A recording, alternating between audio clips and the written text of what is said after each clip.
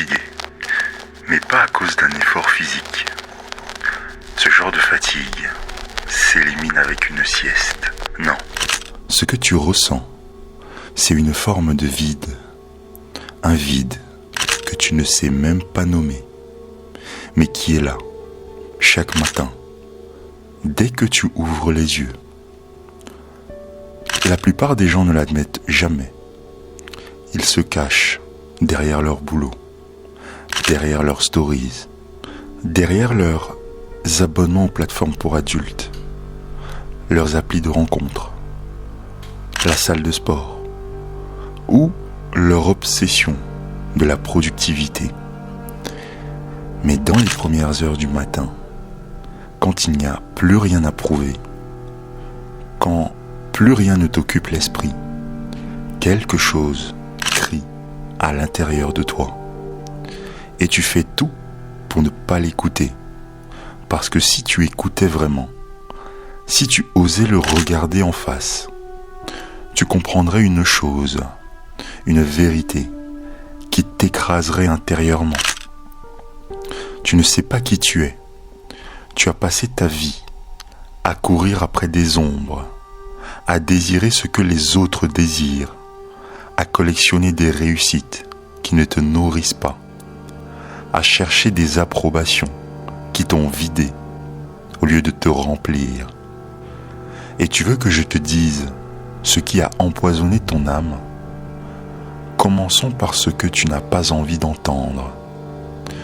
Tu vas vouloir détourner le regard, mais c'est trop tard.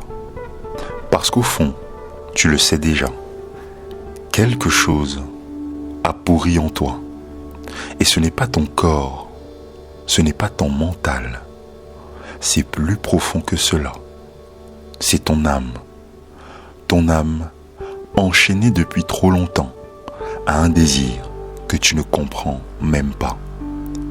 Parce que ce que tu appelles plaisir, ce que tu poursuis quand tu crois vouloir du sexe, ou de la conquête, ou du pouvoir, ce n'est pas ce que tu recherches vraiment. Et tu le sais.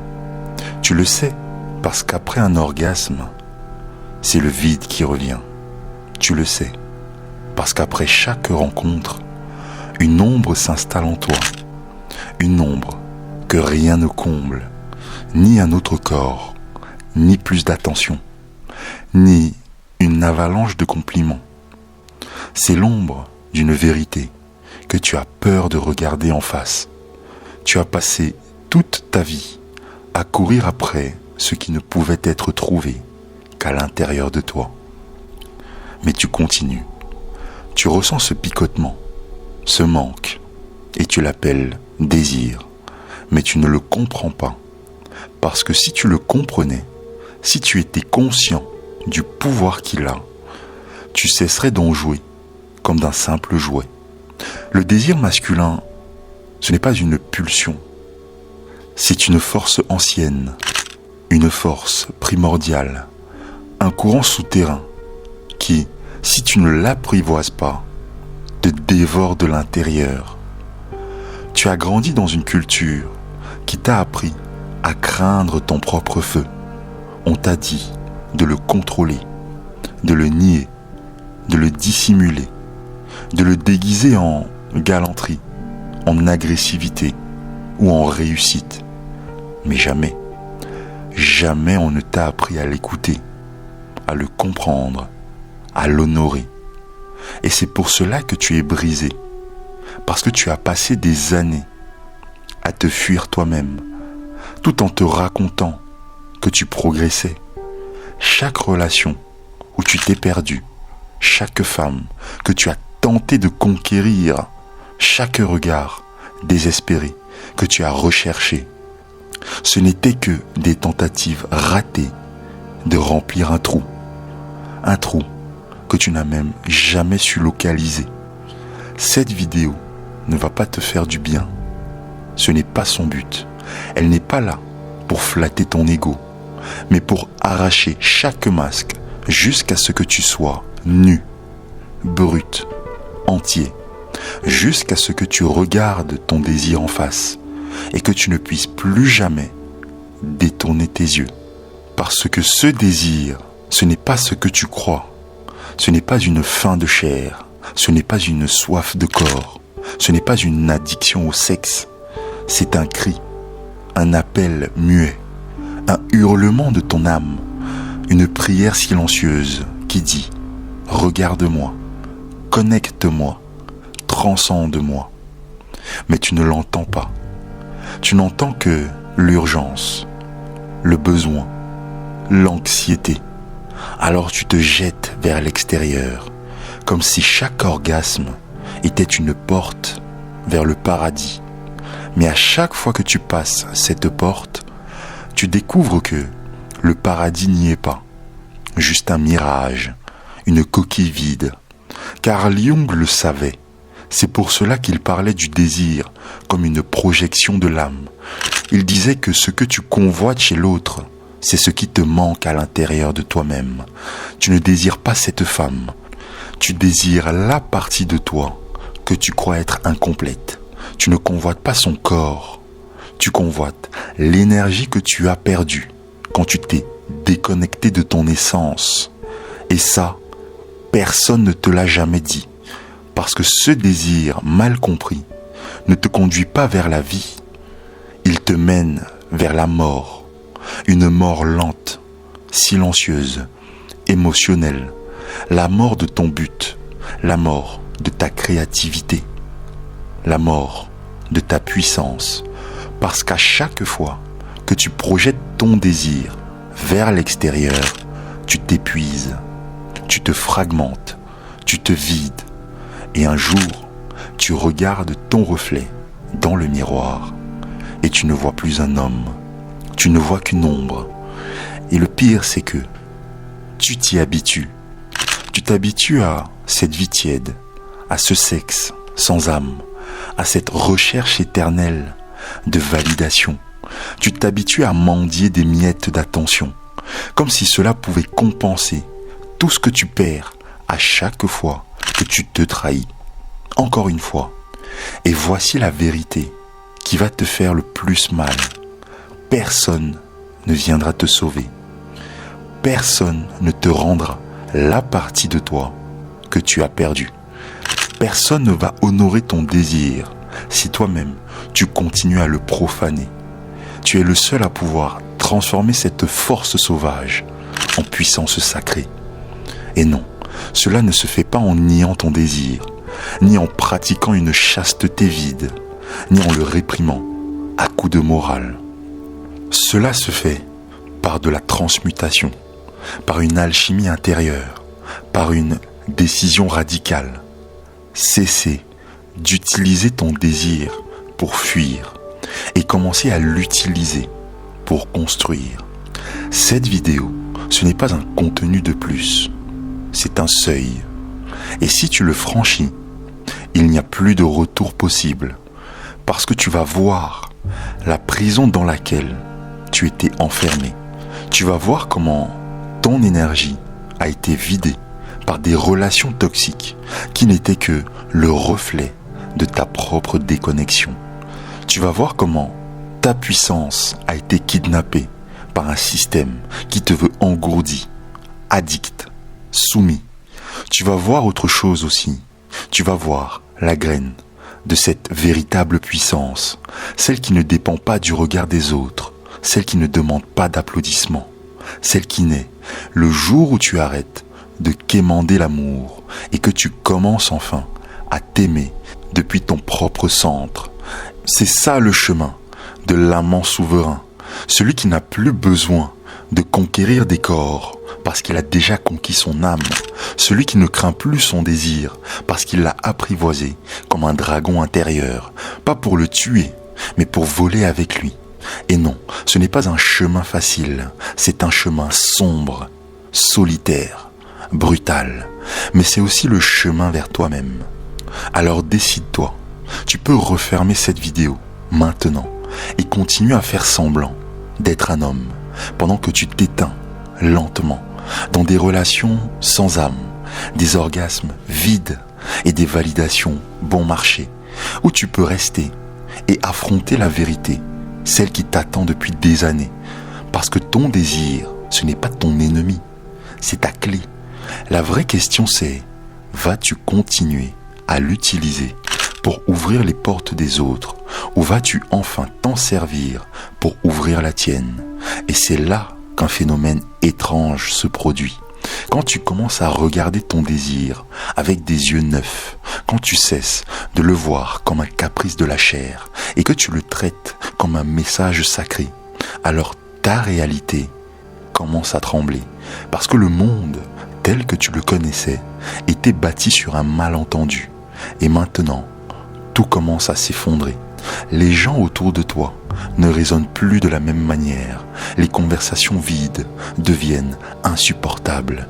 Les jeux de séduction qui autrefois te rassuraient te répugnent désormais parce que maintenant, tu vois que le jeu était truqué depuis le départ. Et ce n'est pas tout. Ce n'est pas seulement ton désir que l'on a mal compris. C'est toi. Depuis l'enfance, on t'a appris à séduire avant de ressentir, à impressionner avant de connecter, à performer avant d'exister. Alors tu as construit un masque, une armure, une façade qui avait l'air forte, mais qui n'était en réalité qu'un bouclier contre ta peur. Peur de quoi au juste? Peur d'être vraiment vu. Parce qu'être désiré pour ce que tu montres, c'est facile. Mais être aimé pour qui tu es vraiment, cela exige une nudité intérieure qui fait trembler. Et c'est ça, le prochain niveau de ta transformation. Une vulnérabilité radicale. Je ne parle pas ici de pleurer en public, ni avoir l'air profond. Je parle de retirer chaque couche que tu as construite pour te protéger du rejet. Je parle de rester droit, la plaie grande ouverte, et de te dire, voilà, c'est moi, je n'ai pas honte. La plupart des hommes n'atteignent jamais ce stade, parce qu'être désiré, c'est confortable, mais être authentique, cela a un prix. C'est plus facile d'apprendre des techniques de séduction que de se regarder en face et d'admettre que ce que tu appelles charisme n'est souvent qu'une stratégie contre ta solitude. Plus facile de rechercher de l'attention que de cultiver ta présence. Plus facile de suivre une checklist que de bâtir une vie avec du sens. Mais si tu es encore là, c'est que tu es prêt à aller plus loin. Il y a quelque chose que tu dois savoir. Le désir mal orienté ne détruit pas seulement tes relations, il détruit ton énergie vitale. Il fait de toi un esclave. Et cet esclave porte un nom très précis, la fragmentation. Tu te fragmentes à chaque fois que tu sépares ce que tu ressens de ce que tu fais. Tu te fragmentes à chaque fois que tu recherches du sexe sans être vraiment présent. À chaque fois que tu fais semblant d'être intéressé alors que tu veux juste nourrir ton ego. À chaque fois que tu trahis ton intuition pour recevoir une approbation rapide. Et le pire avec cette fragmentation, c'est qu'au début, elle ne se voit pas. Tu continues à fonctionner. Tu continues d'avoir des relations. Tu continues de poster, de sortir, de sourire. Mais à l'intérieur de toi, quelque chose se casse. Quelque chose s'éteint, quelque chose se brise. Et puis tu atteins ce point où plus rien ne te satisfait, où le plaisir devient une anesthésie, où tu as besoin de plus de stimulation pour ressentir encore moins. C'est ça, le seuil de l'effondrement masculin, la ligne invisible qui sépare l'homme enraciné dans sa vérité de celui qui survit derrière un masque. Et comment traverse-t-on cette ligne? Par un seul geste, se rendre, mais pas une reddition lâche, celle de celui qui abandonne face au monde, la reddition courageuse de celui qui se rend à sa propre vérité. Et cette vérité, la voilà. Ton désir n'est pas un appel à consommer, c'est un appel à créer, créer de la beauté, créer de la présence, créer du sens. Est-ce que tu comprends ce que je dis ? Ce feu sexuel que tu portes, c'est la même énergie qui alimente une œuvre d'art, une révolution, une idée qui transforme le monde. Le problème, c'est que la plupart des hommes ne créent pas. il se décharge. Et une décharge ne transforme rien. Elle vide. Ton désir n'a pas besoin d'être contrôlé. Il a besoin d'être cultivé, transformé en art, en leadership, en héritage. C'est ce que font les hommes éveillés, ceux qui ne se contentent plus d'orgasmes passagers, mais qui recherchent une extase profonde. Et non, je ne te parle pas de sexe ici, je te parle de l'extase de vivre avec une vraie intention, de parler avec présence, de regarder quelqu'un dans les yeux sans rien avoir à cacher, de marcher dans le monde en sachant que tu n'as plus besoin de demander la permission d'exister. Ça, c'est l'amant souverain, celui qui n'a plus à combler des vides, celui qui devient une source. Et il y a un autre élément, un élément que presque personne n'ose regarder, la solitude. Parce que le chemin vers ton centre, vers ta vérité, vers ta souveraineté est profondément solitaire. Pas parce qu'il n'y a plus de monde autour, mais parce que tu ne rentres plus dans ce que tu étais avant. Parce que voir plus, cela veut aussi dire perdre plus, perdre des identités, perdre des cercles, perdre des désirs qui autrefois te définissaient. Mais cette solitude, ce n'est pas une punition, c'est un espace, un silence fertile, l'utérus dans lequel ta nouvelle version se forme. Et ce n'est que lorsque tu apprends à marcher seul que tu es enfin prêt à marcher avec quelqu'un. Alors allons-y, es-tu vraiment prêt à aimer ? Parce que beaucoup disent vouloir une relation consciente, mais ne savent toujours pas comment se contenir eux-mêmes. Ils attendent encore que l'autre les répare, que l'autre les sauve, que l'autre les complète. Et voici la vérité nue. Si tu ne peux pas être avec toi-même, tu ne peux être avec personne. Parce que ce que tu ne transformes pas, tu le transfères. Ce que tu ne nettoies pas, tu le contamines. Et ce que tu refuses d'accepter en toi, tu le rechercheras encore et encore à l'extérieur, jusqu'à briser celle ou celui qui se tiendra en face de toi. Et maintenant que tu es arrivé jusqu'ici, laisse-moi te dire une chose.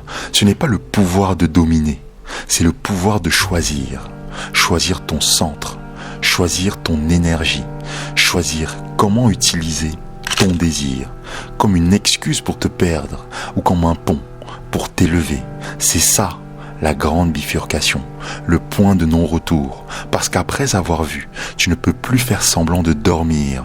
Tu ne peux plus blâmer l'extérieur pour une déconnexion que tu alimentes toi-même. Alors vas-tu continuer à vivre dans le bruit, la peur, la compulsion, ou vas-tu faire le saut radical qui transforme le désir en dévotion? Parce que c'est là que l'alchimie commence, quand ton désir sexuel devient sacré, quand cette pulsion devient intention, quand ton désir ne déborde plus, mais s'oriente. Et cette orientation, elle change tout. Elle te transforme. Elle transforme tes relations. Elle transforme ta voix, ton regard et ton monde. Parce que le monde ne change pas avec des idées.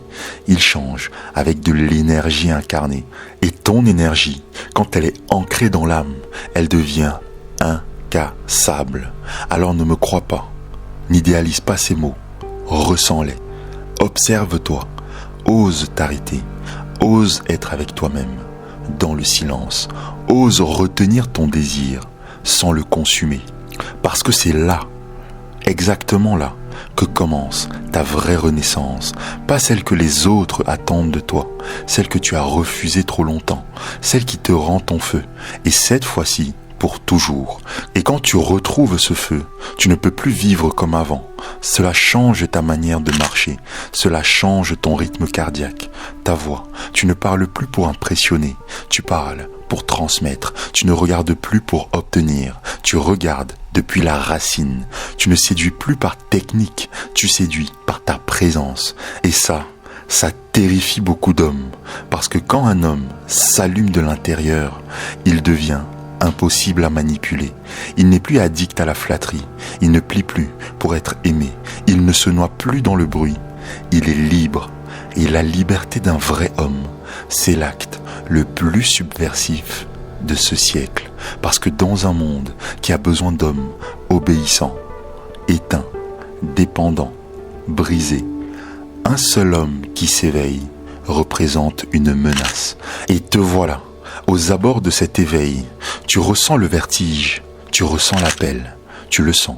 Cette gêne dans ta poitrine, cette question que tu ne peux plus taire.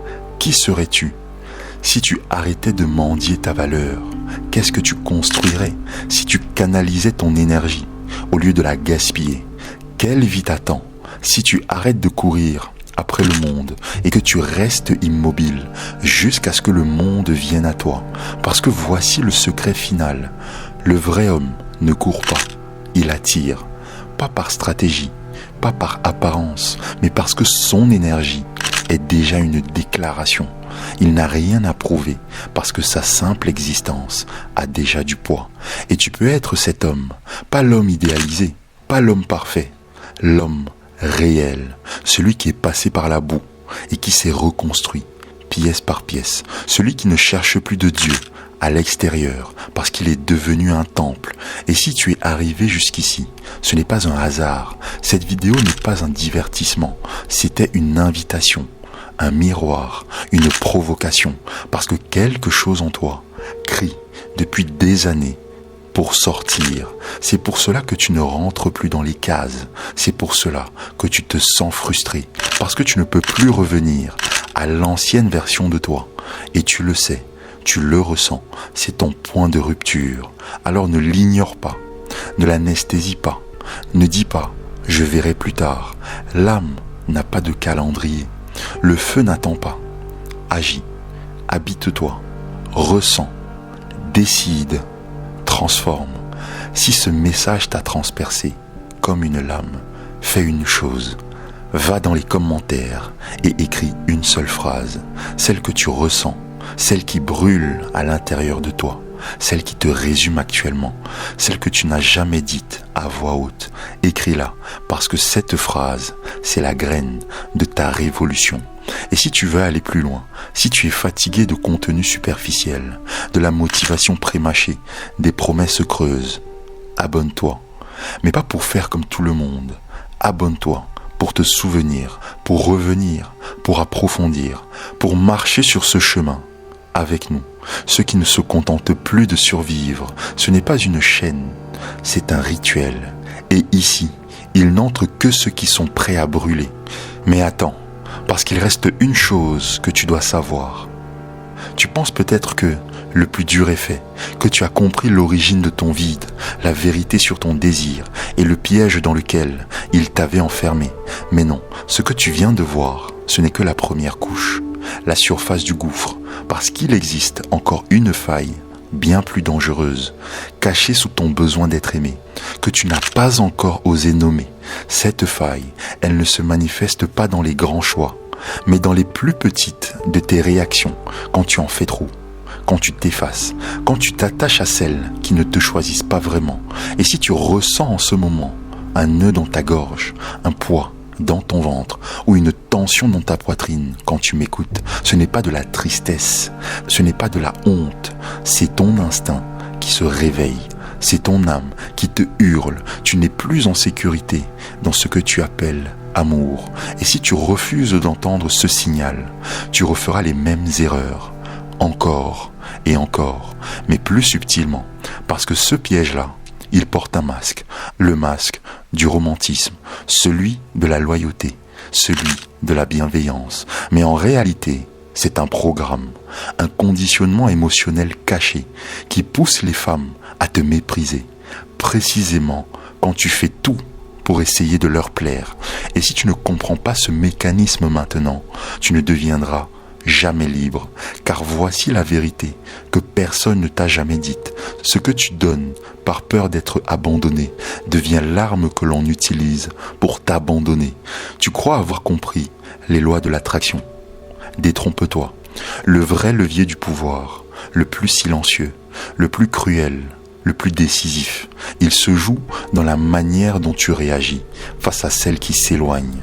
Et si tu ignores cette dernière pièce du puzzle, tout ce que tu viens d'apprendre dans cette vidéo peut devenir inopérant. Tu veux savoir pourquoi les femmes s'attachent à ce qui ne leur donne presque rien, pendant qu'elles méprisent ceux qui les aiment avec sincérité. Ne t'avance pas à l'aveugle, tu risquerais d'offrir ton âme à quelqu'un qui ne voulait que ton attention.